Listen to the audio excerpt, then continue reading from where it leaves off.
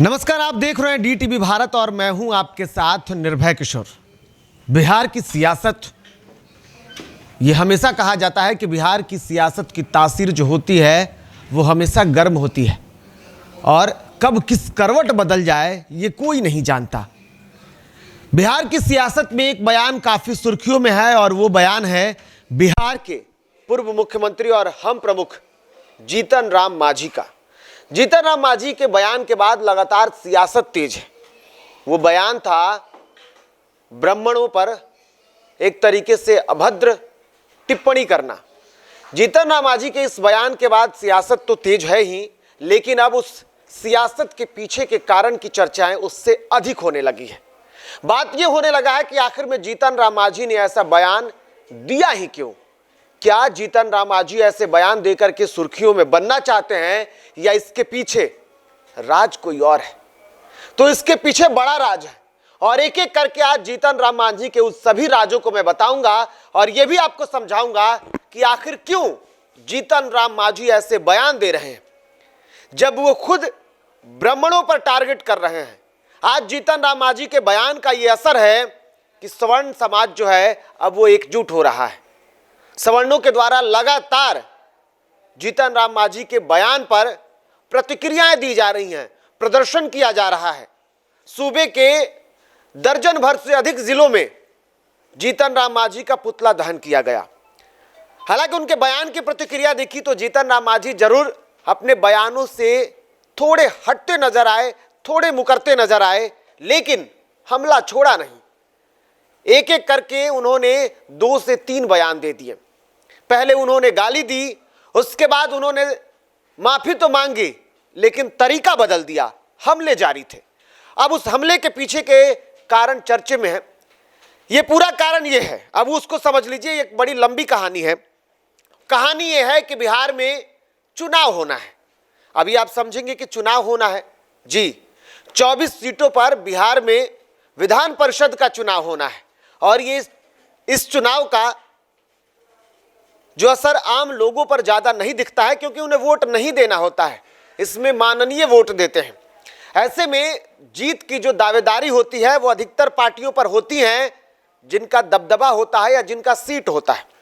अब जीतन राम मांझी के ब्राह्मणों पर किए हमले के पीछे के राज यही है कि जीतन राम मांझी ने बिहार में 24 सीटों पर होने वाले विधान परिषद के चुनाव के लिए 3 सीटों की डिमांड कर दी है मुख्यमंत्री नीतीश कुमार से। और वो चाहते हैं कि उनको 3 सीटें मिले। वो 3 सीटें इसलिए मिले कि उनके बेटे, यानी कि उनके छोटे बेटे, जीतन राम मांझी के 5 बच्चे हैं, माफ कीजिएगा 7 बच्चे हैं, 5 बेटियां हैं, 2 बेटे हैं।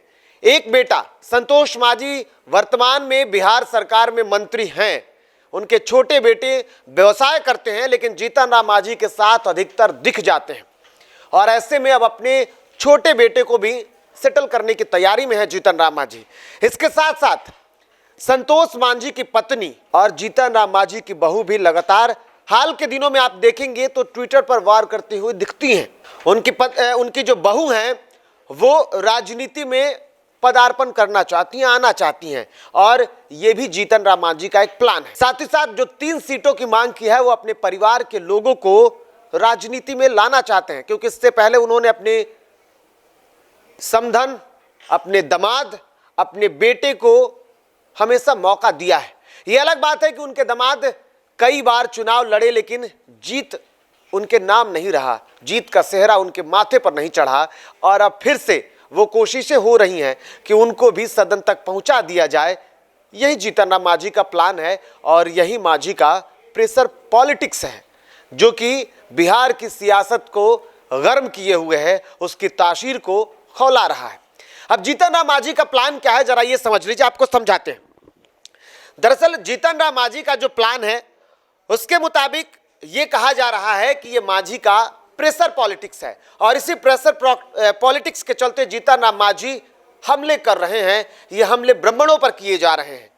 ब्राह्मण के पीछे भी कारण है कि क्यों ब्राह्मणों पर ही किए जा रहे हैं, मांझी किसी और पर क्यों नहीं बोल रहे हैं। लेकिन उससे पहले जरा प्रेशर पॉलिटिक्स का जो खेल है वो समझ लीजिए।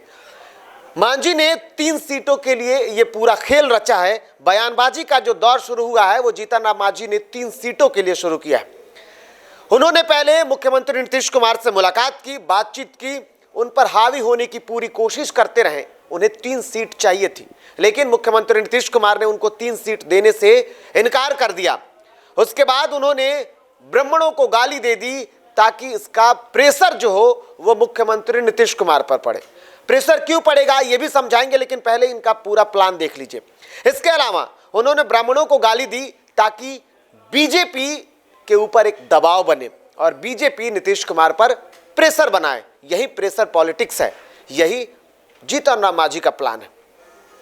बीजेपी अगर नाराज हो जाएगी तो सीएम नीतीश कुमार पर इसका असर पड़ेगा, क्योंकि बिहार की सियासत और बिहार की कुर्सी को चलाने के लिए भले ही मुख्यमंत्री नीतीश कुमार सर्वे सर्वा हो, लेकिन अभी भी बड़ी पार्टी के रूप में बीजेपी है और कहीं ना कहीं मुख्यमंत्री नीतीश कुमार बीजेपी के दबाव में सरकार में चल रहे हैं।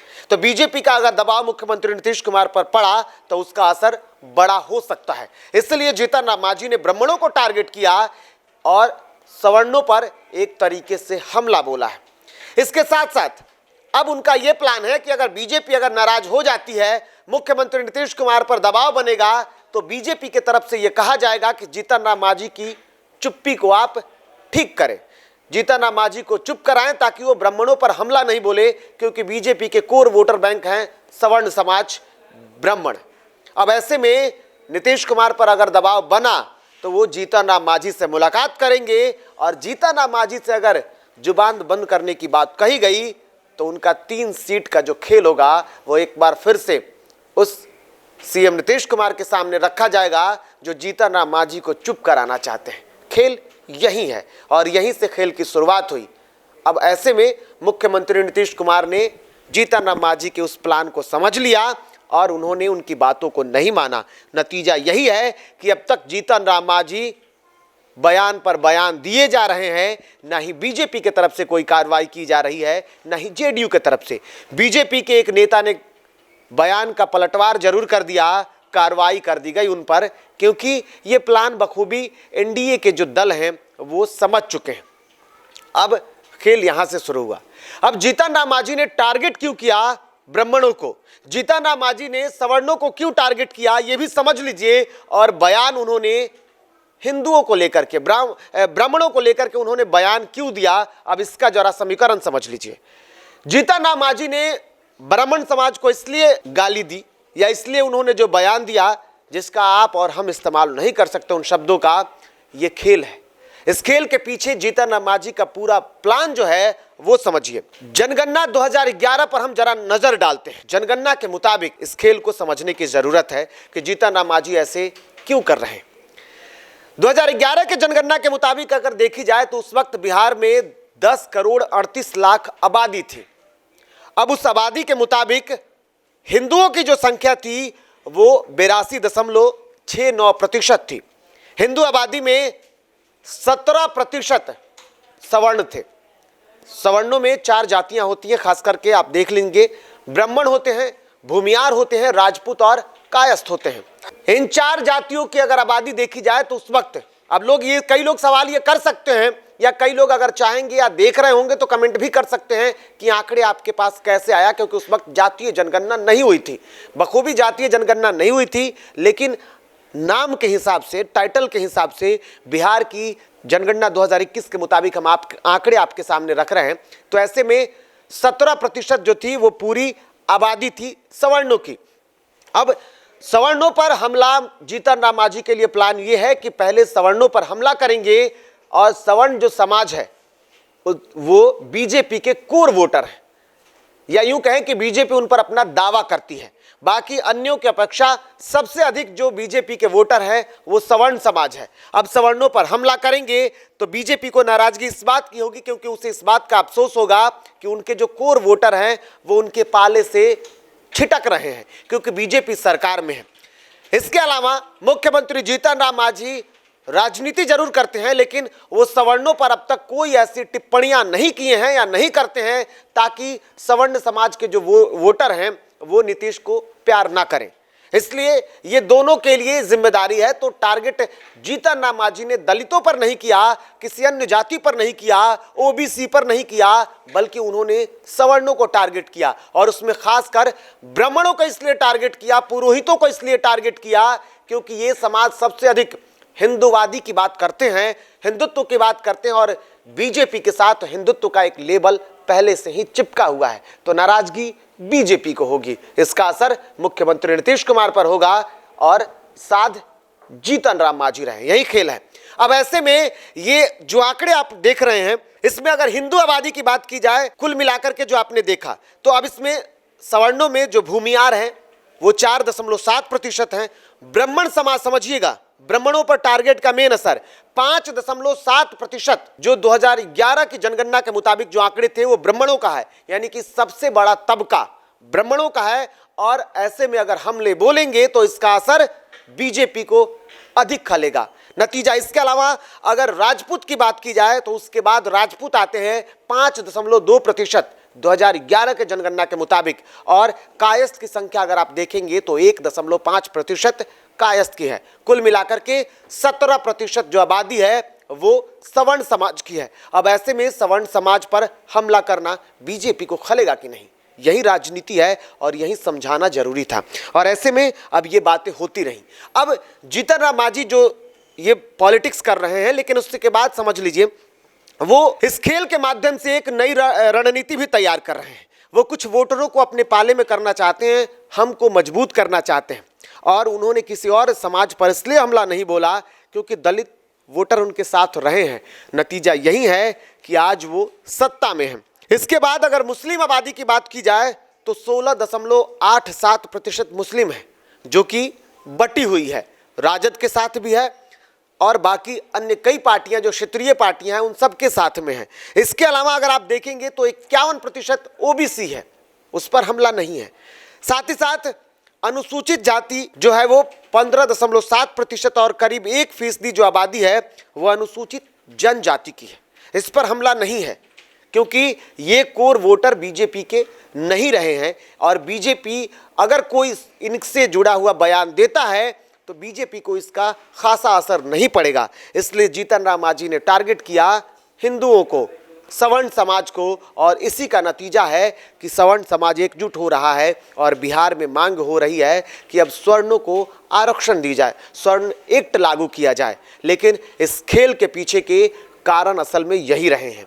अब जीतन राम मांझी को इस बात का एहसास होने लगा कि मीडिया उनके इस पूरे प्लान को समझ चुकी है। एक एक करके उनके सारे उस पोल की पट्टी खुल गई है, एक एक करके उनके सारे राज जो दबे हुए थे और जो प्लान जीतन राम मांझी के मन में चल रहा था वो जब सामने आया तो अब जीतन राम मांझी उसको पाटने की कोशिश कर रहे हैं।